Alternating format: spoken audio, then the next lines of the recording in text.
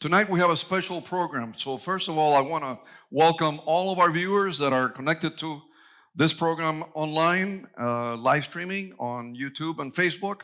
And I want to welcome all of you that are with me here this evening. Welcome to AO Powerhouse and Next in Line program. We have a very special and impacting program for you tonight. Something is going to be, I believe, some of you will leave here very different than how you arrived this evening. The theme for this program tonight is find a way to overcome the obstacles in your life. And to touch on this important topic, we have a distinguished gentleman, someone that we are honored to have with us here at Alpha and Omega. He is a Hall of Fame UM basketball coach, Jim Larrañaga. Let's give him a warm round of applause. Thank you. Jim, we're very happy to have you here and happy that you could make the time to be with us. So we welcome you to AO. Now, AO is not something new to you because you participated last year with us in the leadership conference. So you're a veteran now of Alpha and Omega and what we try to do here. You know, it's interesting for me because this is our 13th program at Next in Line. And usually I am accompanied by folks that are much younger than I am. This is the first time that I'm happy to have a contemporary of mine. Jim was born in 1949, a year before I was born, and he was born in the Bronx, New York. His granddaddy was Cuban of Basque background. Now, you can clap for that. Yeah, absolutely. Now, at the young age of 28 years old, he was already a head coach at American International University in Springfield, Massachusetts. He was there for 2 years. And then he went into the big leagues. He went to the University of Virginia, and he was there an assistant head coach, and he was there for 7 years. And then he went to Bowling Green, and he was there for 13 years. And then at the age of 48, 20 years after he started coaching, he lands at George Mason University, a large public institution in the state of Virginia. Now, they had a basketball team, but it was a basketball team in anonymity. And when he arrived, when Coach L arrived, in 9 years, he took a team that nobody knew existed and took them to the Big Four, which is like the Super Bowl and NCAA coaching. Now, that propelled George Mason. It propelled you both. And in 2011, he lands in Miami with the University of Miami Hurricane basketball team. Now, our basketball team was lackluster. It wasn't like the football dynasty that had been built here by Howard Schnellenberger. It was not a name to reckon with. But he took the University of Miami to 6 conference championships. He took the University of Miami in 2022 to the Elite 8, and a year later, in 2023, he proved time and time again that he could take a group of young men that were in the area of not even being recognized, and he took them to the top of the game. When he retired in 2024, he had more than 700 victories. In NCAA history, he ranks amongst the 7th with most victories of all coaches of all time, and he is the only coach in the history of NCAA to have more than 100 conference wins in 3 different colleges of Division I. In other words, 3 times he did it again. So for me, it's a great pleasure and a distinct honor to again introduce to you Jim Larrañaga.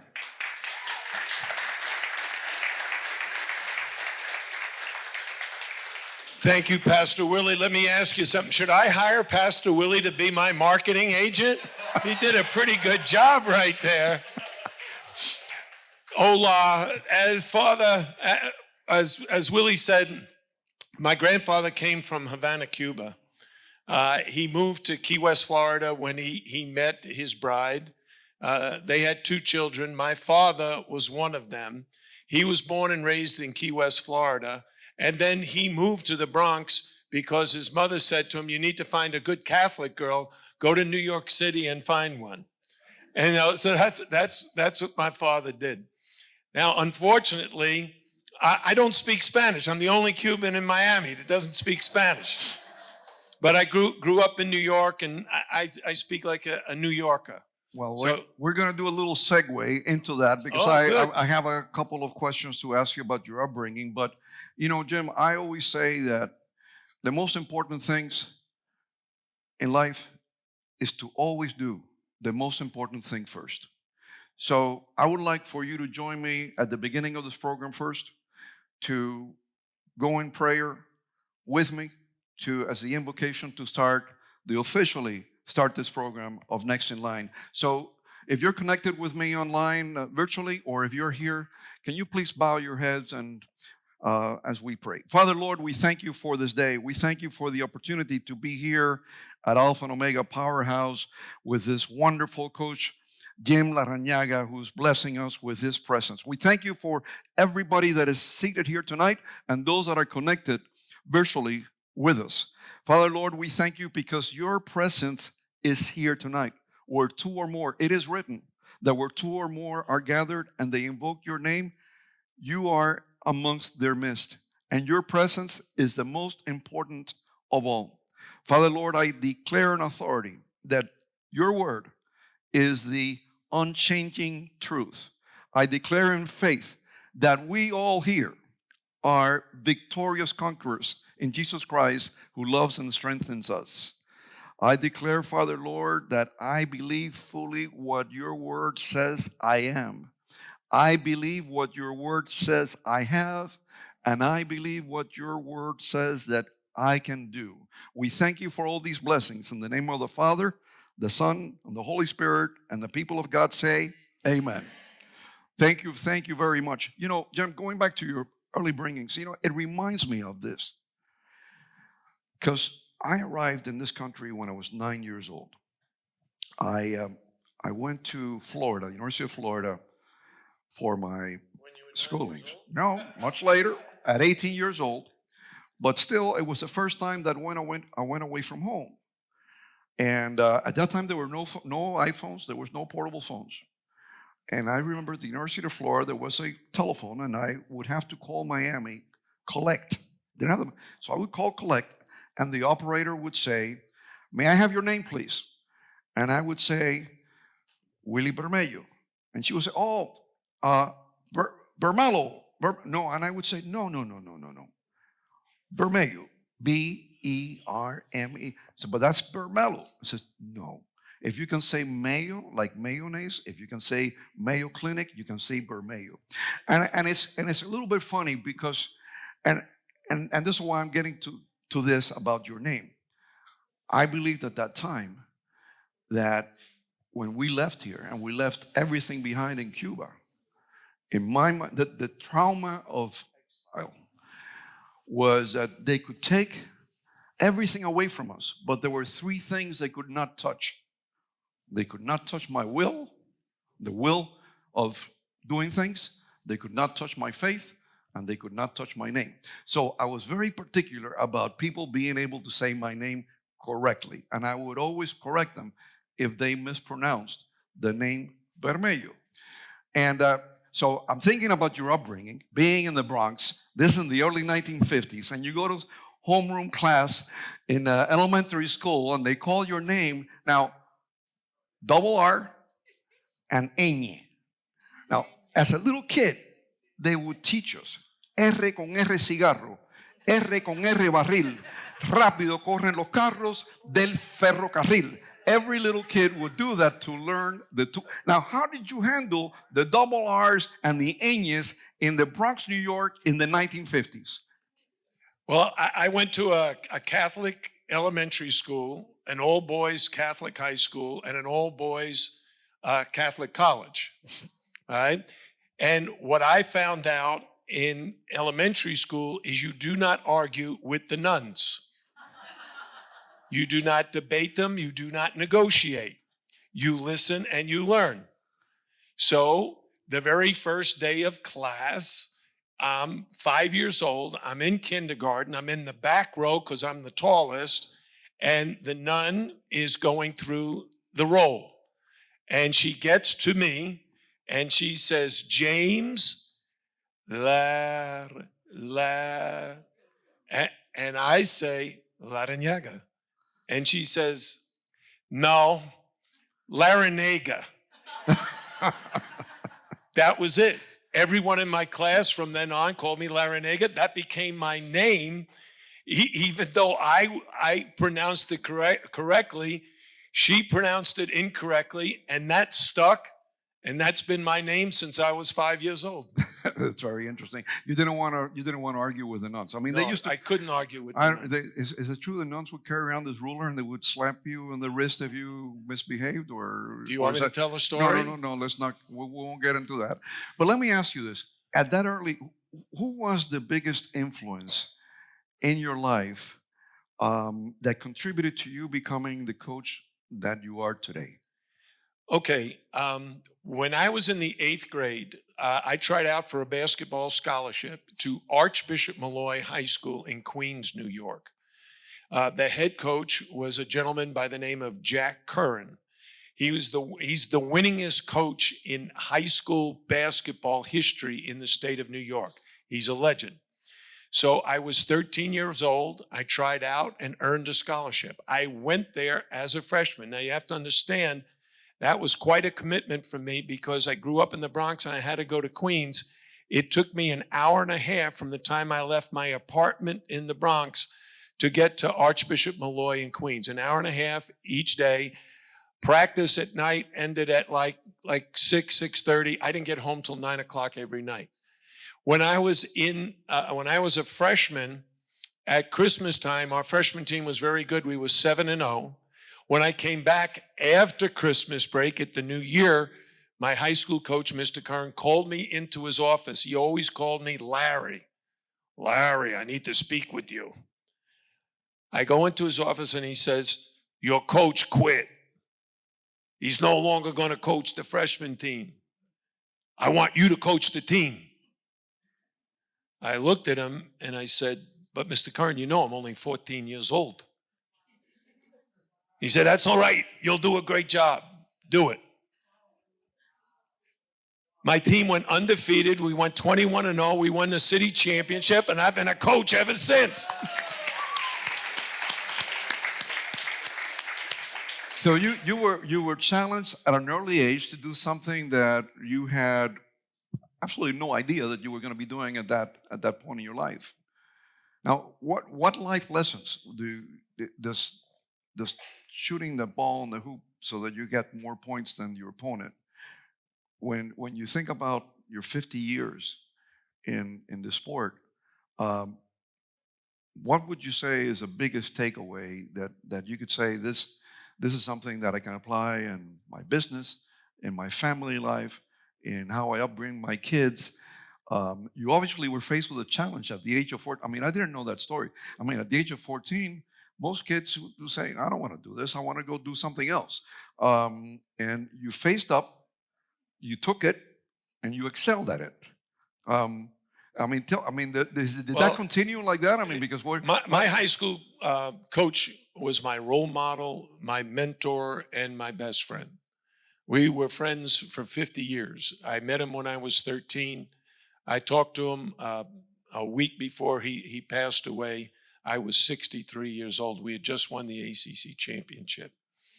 And what I learned so much from him very early on was really about 3 things: faith, family, and friends. He was a devout Catholic. He went to Mass every single day, was a daily communicant. He never used a vulgarity. I never heard him use a vulgarity as in the 50 years that I knew him. And as a result, that example was set. I don't know if you know this, but a lot of coaches use vulgarity. Did you know that? They curse their kids out, you stupid, and they go 4-letter words and everything. I never did that in all my years of coaching. My players would tell you that I never cursed them out. I always emphasize those three things: faith, family, and friends. You know, your faith is your internal compass. It helps you with all your decisions in life. All your choices come from your faith. Family, your family is your unconditional support system. They're with you in good times and as bad. And friends, those are the people you choose to travel this journey with. And choose wisely, because those are the people you're going to become very similar to. So in my life, from my high school coach came the motto: faith, family, and friends. And that's what I try to teach my players as well. Let me ask you. I mean, that's obviously this is a faith-based church, and everything that we do is centered in Jesus Christ and our belief that He died for us, and that we were justified, and that we have salvation because of the grace and what He did for us. So I'm very happy that you're mentioning the importance of faith as you communicate with your players. But and along the same lines, I watch the basketball games, and I see how uh, men that are playing, obviously they get tired, and they go and sit down, and a new crew comes on, and you're rotating the five. But I'm interested in finding, because everybody here has issues. Everybody's always going through problems in their lives. Every single one of us, including myself. Um, and I'm thinking about you. They were in a game under a very stressful situation, and all of a sudden you have a player who's very talented, but he's not having a good day. He's not making those 3-pointers. Those easy layups, he's missing them. It's hitting the rim. He can't make the free throws that he was making 99% in practice. And all of a sudden, you have to bench this guy because you're going to lose the game. You better get somebody else. How do you take that kid afterwards and build him back up so that he has the confidence of a tiger in the next game, and he doesn't see himself like some incompetent that should just hang it up and do another sport? How do you work with the kids to make sure that they reach and exceed their potential consistently? That's a very interesting question to a coach, because most coaches are really terrific at what is called the X's and the O's, the offense and the defense.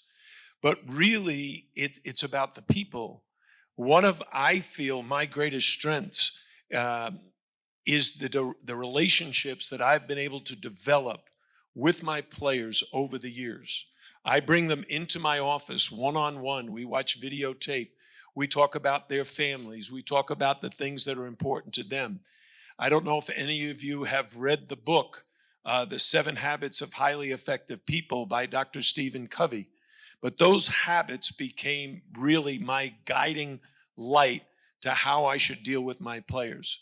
And one of the habits, habit 5, is seek first to understand, then to be understood. So I always wanted to understand my players first, where they came from. So I'll tell you a quick story. We had a player by the name of Shane Larkin. His dad was a Major League Hall of Fame baseball player. Shane came to the University of Miami, was a freshman, and he was a good player, but I thought this kid had so much potential and could really be great. And so as our season started, he was a substitute, and he was playing just okay. And he would miss a shot, and then he wouldn't shoot anymore. And I think he was questioning his confidence and that kind of thing. So I called him into the office.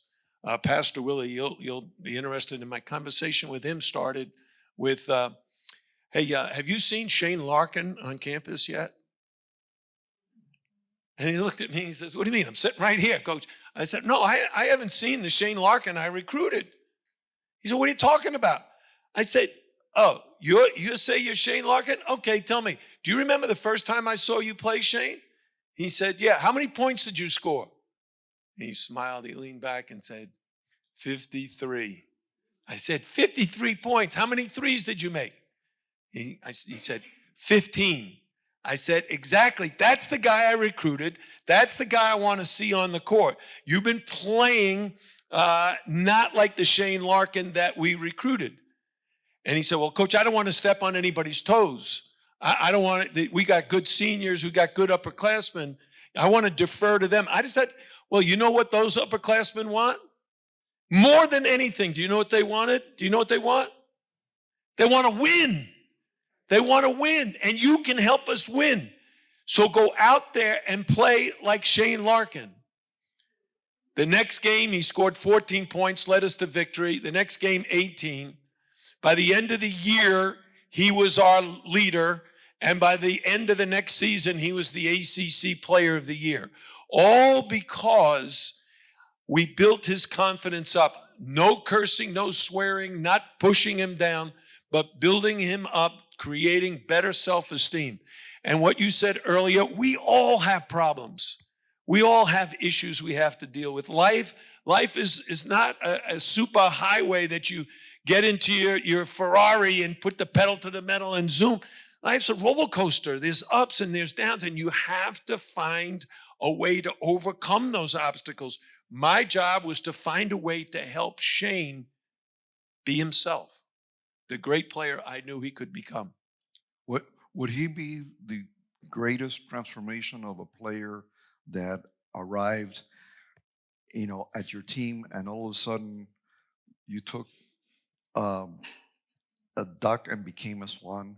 I mean, is there such a thing that you can go back in your history of some kid that just came with raw talent that had never been, he was just rough, but not polished, and probably did not even know his own potential, and all of a sudden you took someone that people might not even have recruited because they didn't see what you saw in that kid, and that kid became a superstar. Is there such a story? Yes, and it happened early in my career when I was the head coach of Bowling Green State University. I was looking for a point guard. You know what a point guard is? A quarterback. He quarterbacks the basketball team. He's called a point guard. So I was scouring the country, and my son Jay, who's now an assistant coach in the NBA, he came home. He said he played against this young man named Antonio Daniels, and he said he's really good. And my staff went to see him play, assistant coaches, and they said, Coach, he's like 6'1", maybe a little more. He weighs 150 pounds. He's skinny. He's a long ways away from being the kind of player that can help us. My son said to me, do you believe your coaches or do you believe in me? So we recruited him. He came in at 6'2", 155 pounds.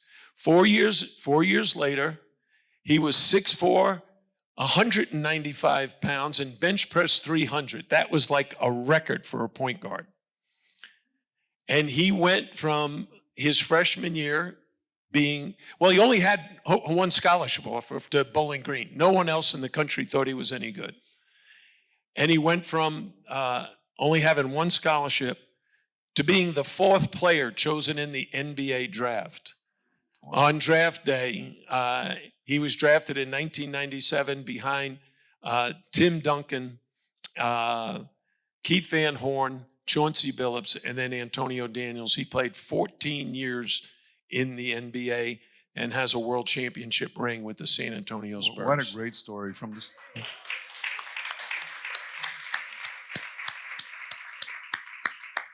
I don't know how much of that was talent versus dedication, but in every Next in Line program, we always have a theme.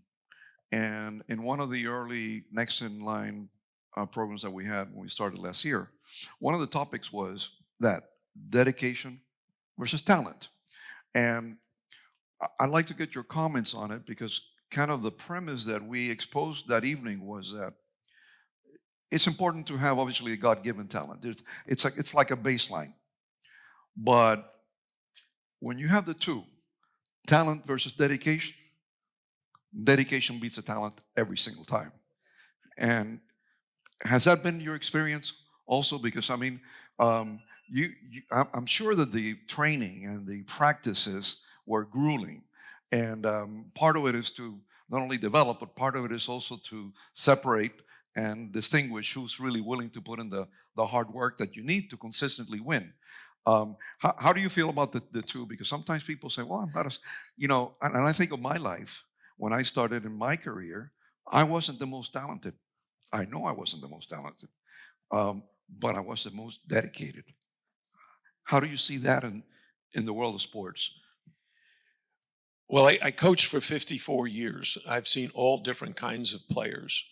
And back when I was reading the book, The 7 Habits of Highly Effective People, I developed a personal philosophy, and my whole foundation is part of that. You've heard me say about faith, family, and friends. Well, there are 3 words that really describe the philosophy that I had in dealing with our players. And those 3 words are attitude, commitment, and class.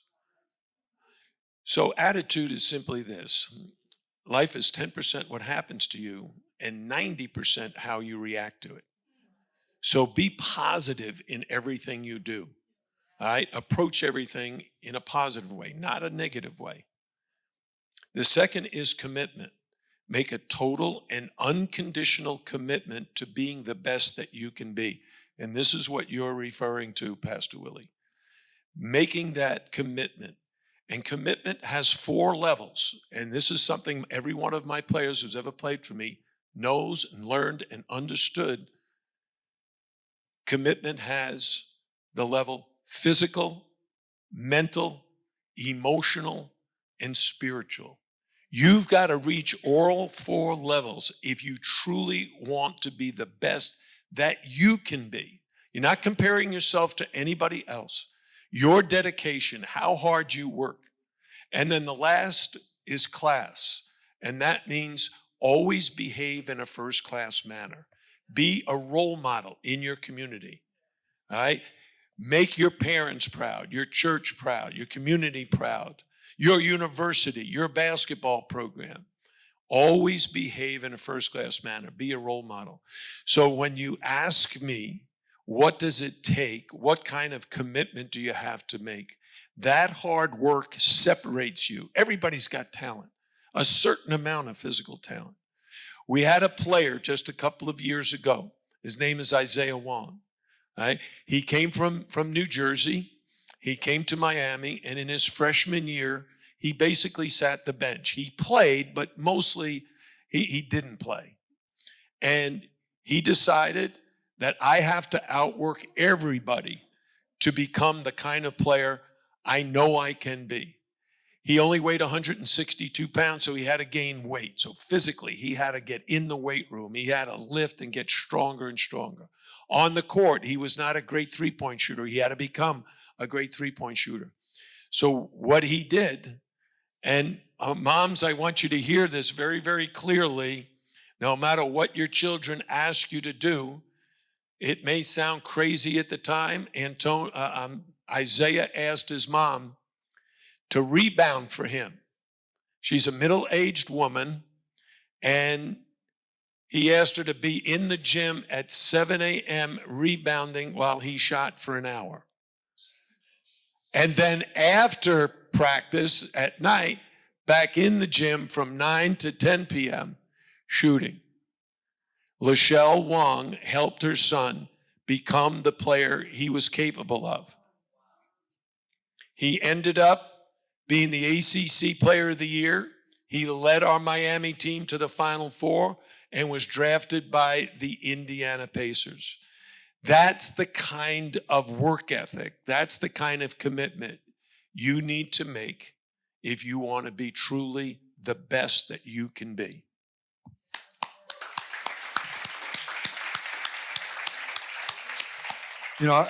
Of those 4 areas that you touched on, there was one, the last one that you mentioned, class, which is not really talked a lot about, but we live in a world where social media has elevated certain types of behavior that are offensive, almost to the point that it becomes commonplace and acceptable. And recently, in a different sport, in the sport of American football, there was a gentleman who was one of the runner-ups for the highest accolade in the game of football, which is the Heisman Trophy. And this young man who went to the University of Vanderbilt that had a great run last year was there like in second voting to Fernando Mendoza.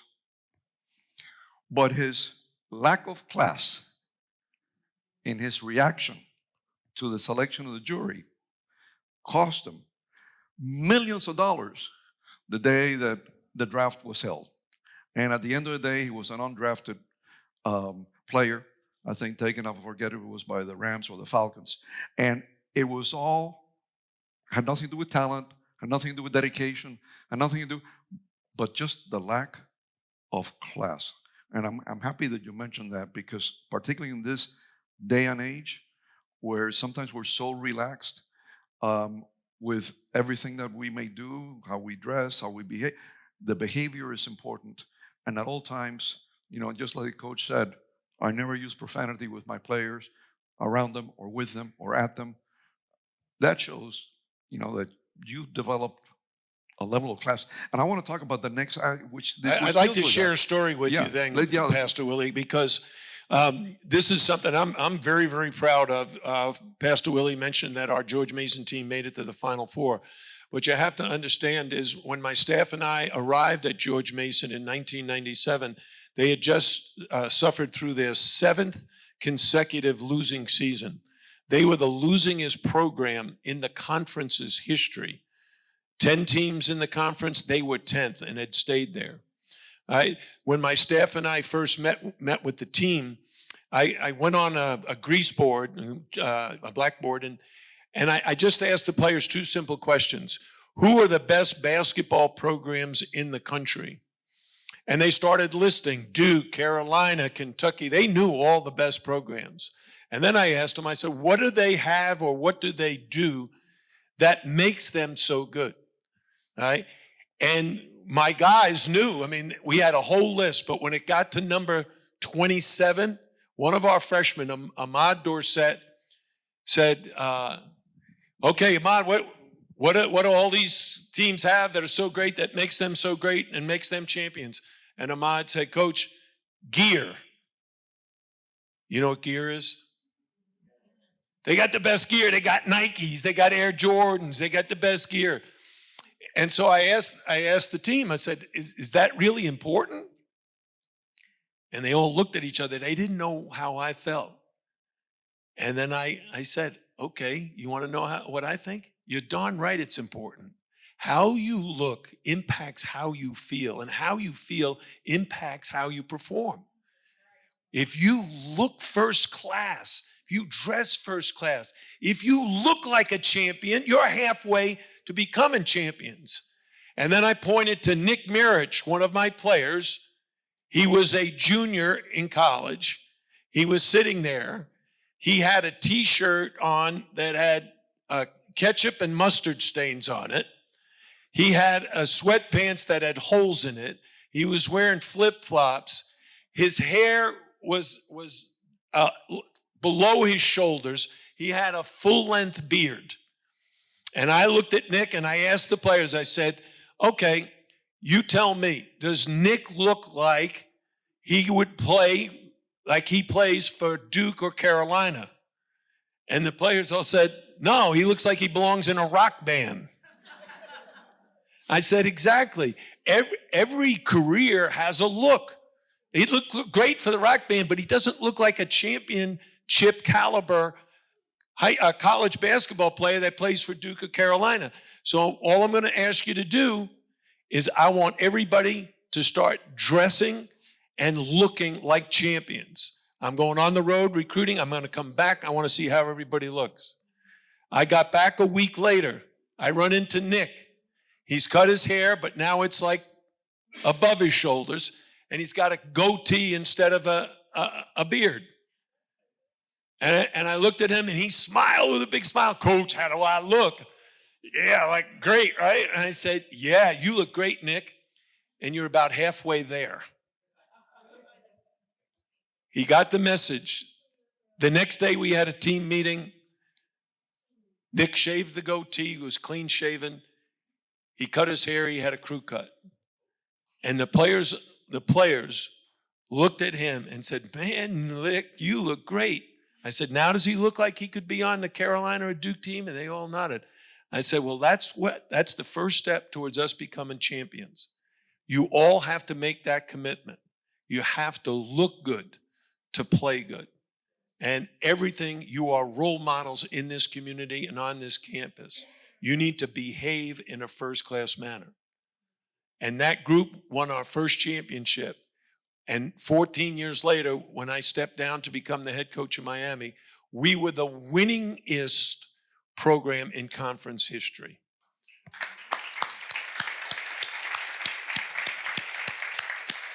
Coach, I want to ask you about a topic that I dedicate a lot of time to in my business. Now, I sold my business 2 years ago. And as we were in the process of the courtship, that the sale didn't just happen overnight. It took actually over a year, about 14 months. And during those 14 months, there was a lot of exchange of information, analysis, analytics, and so on and so forth, bean counters, a lot of attorneys coming in. But I remember that during one of the tours through our office, the people that are acquiring us, they call it a merger and acquisition, but it was really a sale. They're walking around and they say, there's something about this place that we like. It has a nice vibe to it, your people. And I said, well, what you're talking about is a culture. And that's my number one role, which is to make sure that we have the right culture that aspires to exceptionalism in everything that we do. Now, that's in business. Now we go to sports. You have a team sport. It's not like, like swimming or, doing something where you're running the marathon and, this guy from Kenya that just, broke the world record. That's up to him and one person. But here you got 5 guys that for 40 minutes, and obviously you exchange, the team is bigger than 5, but you got 5 people on the court. They have to work like a Swiss clock. I know what I do in my business, but how do you, I was in one business all my life. I didn't change. You were in 3 Division I universities, colleges. You repeated it and did it 3 times. How did you go from environment to environment to environment, different kids coming in every other 4 years, and develop a culture of winning? Because I got to tell you, that applies not only to business, that applies to our church. The pastor, senior pastor here, he has 39 ministers. And those 39 ministers can either work together or they can be at each other's throat. And your players can work as one, or they may say, I'm not going to pass because I'm being graded on how many points I get. And because somebody's going to watch the film and it's all about me. And instead of, the I versus the we. So how do you do that in a competitive sport, particularly as the generations? My generation is very different than the kids today. How so? Pastor Willie, you made the comparison. Sports and business are exactly alike. Coaching, being the head coach means you're the leader. And a leader's job, the first job, is to create a vision. That vision is the culture. What do you expect? What are you building? A leader's job is to create a vision, a crystal clear picture of what you want to accomplish. And the leader must have the ability to inspire, to motivate, and then empower the members of the team to reach far beyond what they think they're capable of doing. You've got to have that ability to inspire them, motivate them, and then empower them to believe in your vision. And that vision is your culture. As a member of the team, you've got to know your role.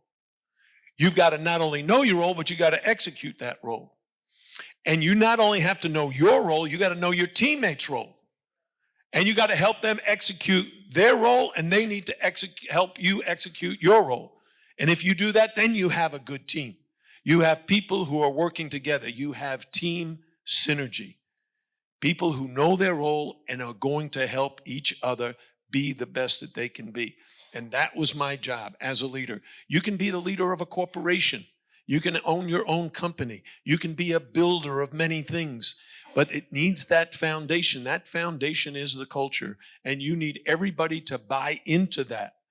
And that's what leaders do. You get your team, and the greatest compliment someone can pay a member of the team is, hey, he's a great teammate. I love playing with him.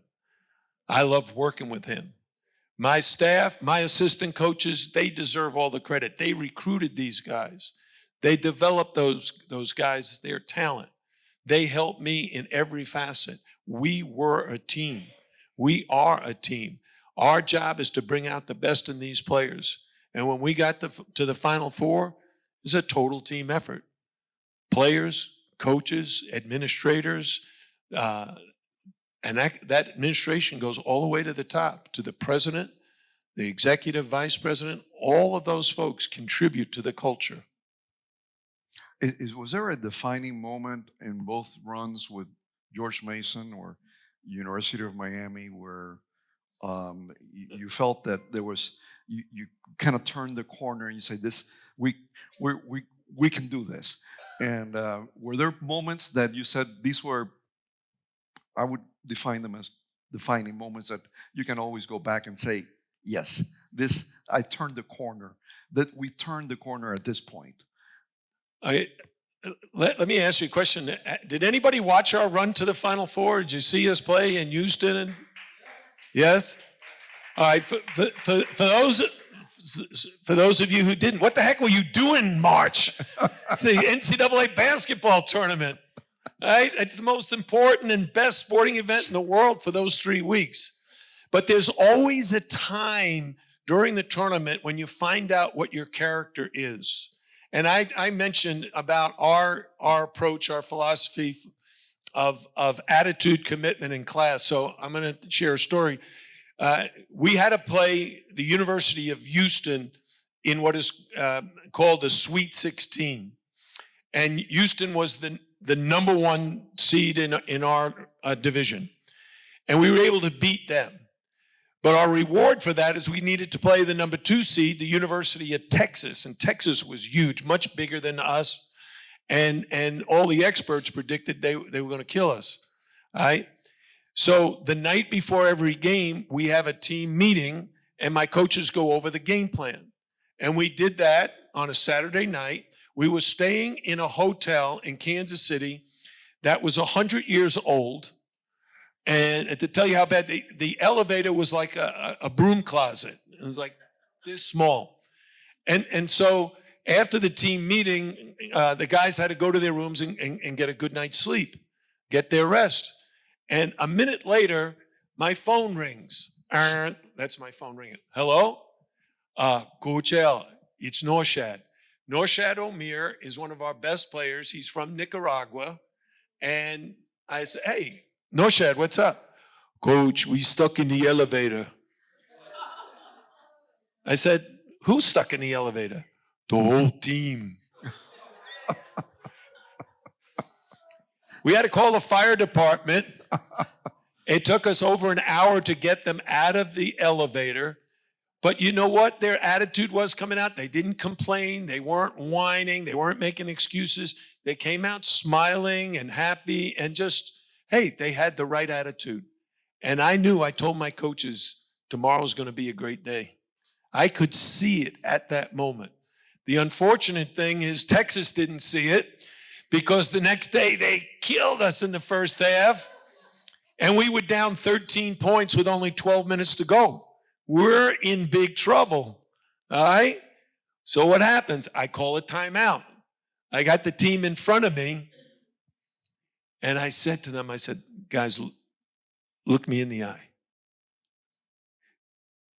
Do you remember last night when you got stuck in the elevator? We're in the middle of a basketball game. This is a pressure-packed time. Every TV announcer, all the experts are saying, what is he saying to them? Maybe they're going to run a special play or do something. I said to him, you remember when you get stuck in the elevator last night? And they're like, yeah, what does that have to do with it? I said, do you remember how crowded it was? They said, yeah. Well, that's how crowded we have to make the 3-second lane. Fill up that paint. Don't let them get anything inside. Force them to shoot threes. Make them miss. Get the rebound and run, and we'll be back in this game in no time. They listened. They went out and executed. They took away the paint. They rebounded like men. They kept a positive attitude.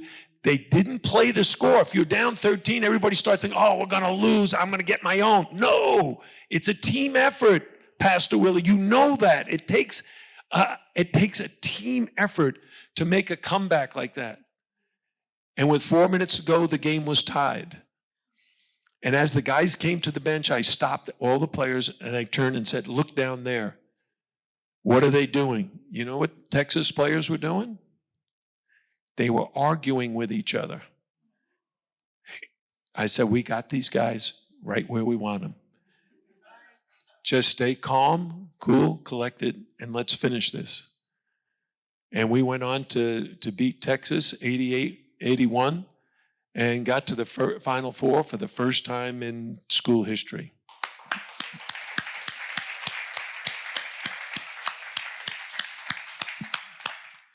You know, I'm going to share with you a personal anecdote, and then I'm going to ask you if you ever had something similar. So in 19, and now I'm doing this at one danger, and that is that my wife is going to tell me after we leave here tonight, why didn't I know this after being married for 53 years? There are some things that, you know, that just happen. So at the danger of that, which I know it's going to happen, I'm going to tell you this story. So in 1991, I went after a project with Miami-Dade College, which was the design of the new Homestead campus for the college. And I really wanted that project. And I worked it hard because I felt I was talented, I had the qualifications.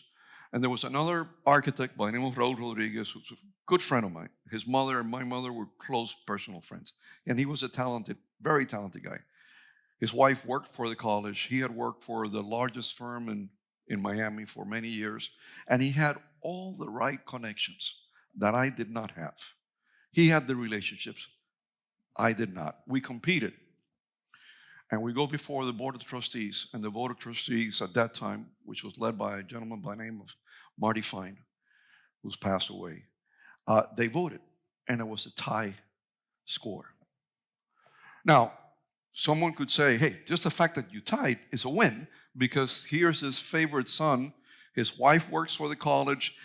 He had been working for the firm that for 20 years had done all the work for the college. Alvaro Piedrahita knows him very well.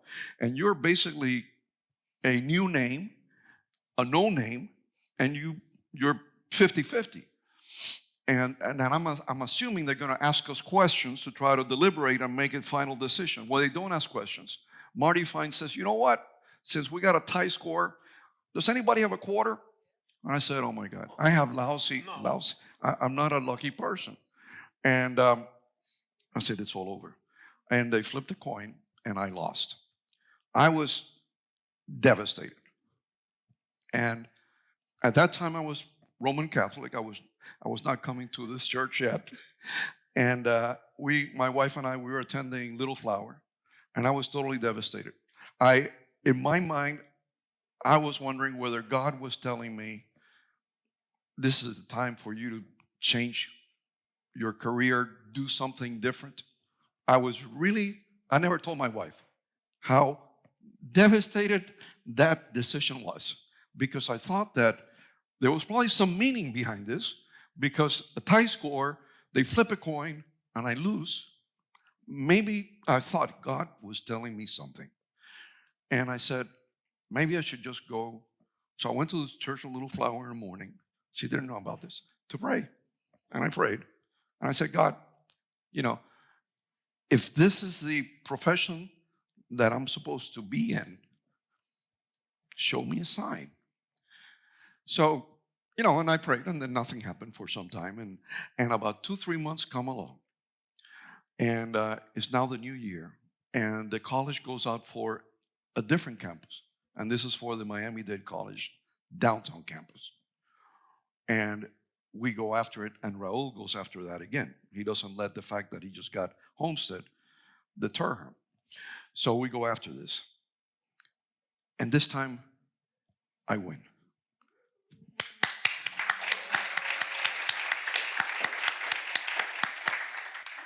And that was the sign that I needed of reassurance that, hey, Homestead really wasn't for you. You really were meant to be in downtown Miami doing great things. But at one point, I had a dark moment where I questioned myself. I said, maybe I don't have what it takes, because I should have won. Should not have been a tie score. I should have won convincingly. So I started questioning myself. Obviously, winning helped convince me the fact that this was the right place to be. But at that moment, I go back and I say, I wonder what if I had done, and what if I would have quit? So my question to you is, was there any point in your career where you had a Willie type moment where you questioned yourself, and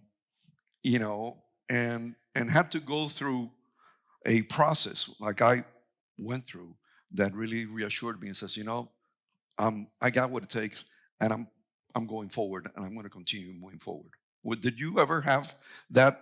Probably not quite as dramatic as that, but I did have a situation when I was a senior in high school. I don't know how many of you know the name Bob Cousy, who played for the Boston Oh my Celtics. gosh, He's legendary. icon. So those of you who don't know, he's in the Hall of Fame. He's one of the greatest players of all time. When he stepped down from playing for the Boston Celtics, he became the head coach of Boston College. And so when he did that, that became my goal. I wanted to play for Bob Cousy. I wanted to go to Boston College. That was my dream school, and I worked very, very hard to get there. My high school coach, who was my mentor, I told him I want to go to Boston College. He called Bob Cousy and invited him to come down to New York, to Queens, to see me play. And my high school coach said, as soon as the game is over, I'm going to bring him into my office. You should commit to him so that he knows you want to come. I said, okay, I'm going to do that. So the game was over. We won. I didn't play a particularly good game, but we won. I was happy with the win. I met with Coach Cousy afterwards in my coach's office. And as I got ready to commit to him, he said to me, we're recruiting a young man in Massachusetts, in Boston. His name is Vinny Costello, and he's going to be all-state. He might be player of the year. He's going to be a great college player. To be honest, I watch you play. I think you're a Division II player. I think you should go Division II. And so he left, and I met with my high school coach, and he said, did you commit? I said, no. He told me I wasn't good enough. I should go Division II. My high school coach said, well, that's because he's an idiot. He doesn't understand. But it hurt me. I knew, oh man, I got to do something to prove myself now. Am I really a Division II player? But deep down inside, I had a lot more belief in me than Bob Cousy did. So a month later, Providence College, which is Boston College's arch rival, came down to see me play. I scored 42 points. They offered me a scholarship. I signed with Providence College, and the first time we played Boston College, I scored 39, and we beat them.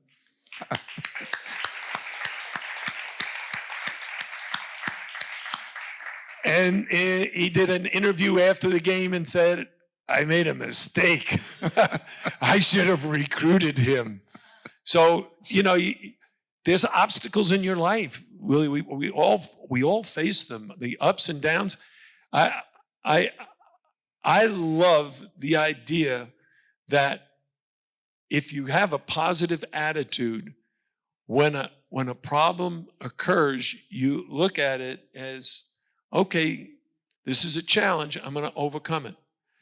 My first head coaching job in Division I was at Bowling Green State University, and I was there a month, killing myself. I was on the phone recruiting like crazy, and that was in the month of April.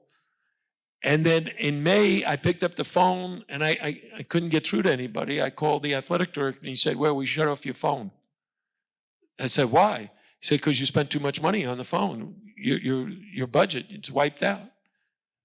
I said, "I can't make any more calls? I'm working too hard? How does that make sense?" So I could have complained. I could have made excuses. I could have told my staff, "This place is terrible."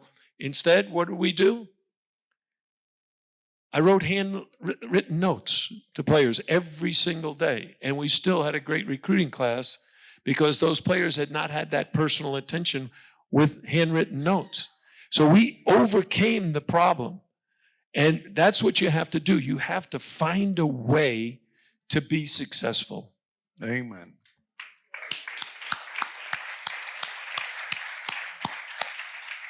Coach, as we're getting close to the end of our Next in Line program, I want to bring it to kind of like today's world.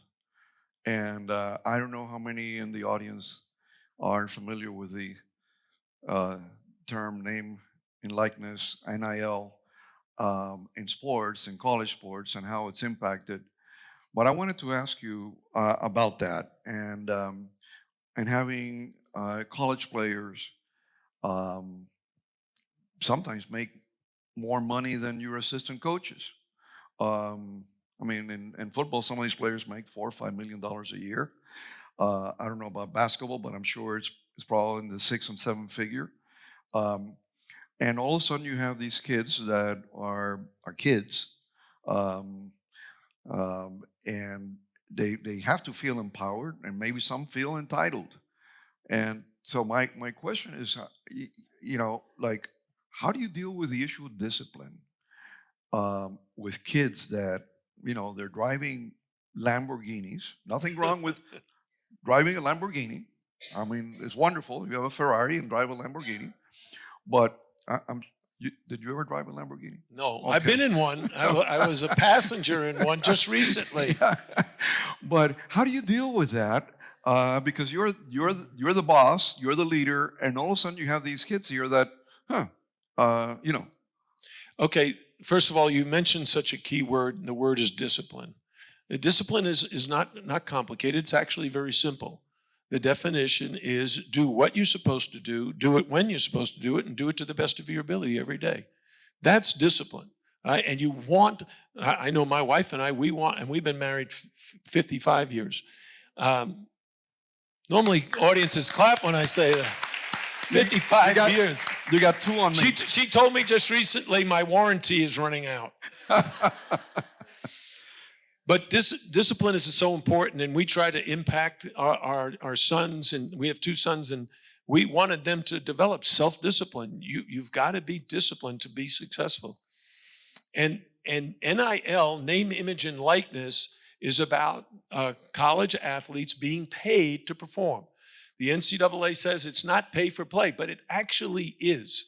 And every student athlete, especially in football and basketball, they all have agents, they all have parents, they all have coaches who are impacting the process and guiding them through this navigation of NIL and the transfer portal. The transfer portal means someone in their freshman year, after their season is over, they can put their name in the portal. That means he can be recruited or she can be recruited by anybody else in the country. And there are student athletes that put in their name after their freshman year, then do it again after their sophomore year, after their junior year, and after their senior year to negotiate better deals and get more money. We played in the Final Four and came back on a Monday, or came back on Sunday, and I met with each player one at a time on Monday. And the 8 guys who could return to the University of Miami, one by one, came in and told me they would put their name in the transfer portal. I said, "Don't you like Miami?" "Oh, I love Miami." "Didn't you like the basketball program?" "I love it. We got to the Final Four. You can't do any better than that." "Well, why are you putting your name in the portal?" "I want to get more money." I get more money. My high school coach told me I can get $500,000. I had a high school coach tell his players, you can get $1 million. But he was wrong. He got $1.5 million. Can you imagine? We had a player leave our program, got $1.5 million at the next school. Another player got $1.7 million. And as far as the football, yeah, college basketball players right now, if you're a center, a big man, 6'10" or taller, there's a good chance you can get $5 million for one season. If you're a great point guard, a quarterback for the team, $3 million. And if you're a really good three-point shooter, probably $2 to $3 million. Am I exaggerating? No. These are agents over here listening. He represents Cam McGusty, one of my great players who led us to the Elite Eight back in 2022. What? No. But I had one of my players who was playing professionally in Europe call me and said, I'm not going to play in Europe anymore. I said, why not? He said, they don't pay me as much as I got in NIL.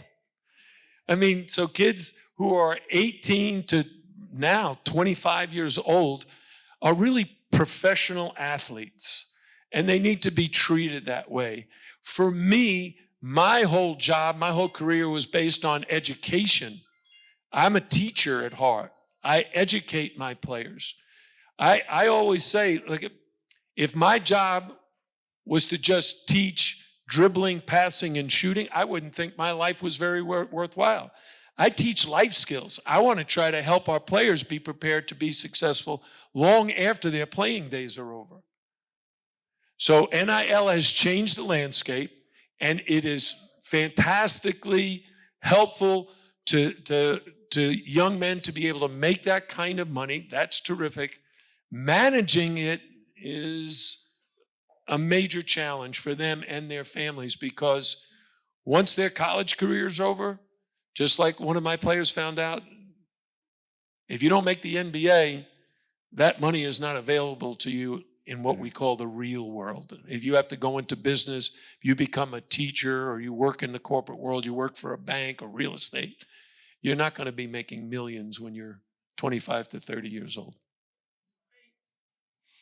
Coach Al, thank you so much for joining us today. Let's give Coach Larrañaga a great round of applause for being with us today.